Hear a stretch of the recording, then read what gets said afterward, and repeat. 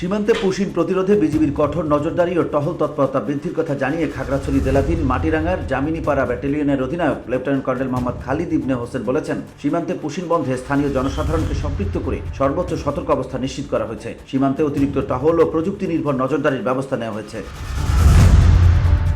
বৃহস্পতিবার সকাল 11:30টার দিকে সীমান্ত দিয়ে পুশিন সীমান্ত নিরাপত্তা ব্যবস্থা, গবাদি পশু ও চামড়া পাচার প্রতিরোধ বিষয়ে খাগড়াছড়ির জামিনীপাড়া ব্যাটালিয়ন সদর দপ্তরে মিডিয়া ব্রিফিংয়ে তিনি এসব কথা বলেন। এ সময় জামিনীপাড়া ব্যাটালিয়নের উপ অধিনায়ক মেজর মাসুম রানা উপস্থিত ছিলেন। অনুপ্রবেশের ঘটনা ঘটলে তাৎক্ষণিক প্রতিরোধমূলক ব্যবস্থা গ্রহণের পাশাপাশি সংশ্লিষ্ট বিওপিগুলোকে সর্বদা প্রস্তুত রাখা হয়েছে উল্লেখ করে খালিদ ইবনে হোসেন বলেন, এই ধরনের অনিয়মের বিরুদ্ধে বিজিবি নিয়মিতভাবে প্রতিবেশী দেশের সীমান্তরক্ষী বাহিনী বিএসএফের সঙ্গে পতাকা বৈঠকের মাধ্যমে মৌখিক ও লিখিতভাবে প্রতিবাদ জানিয়ে আসছে। VOD Bangla news desk.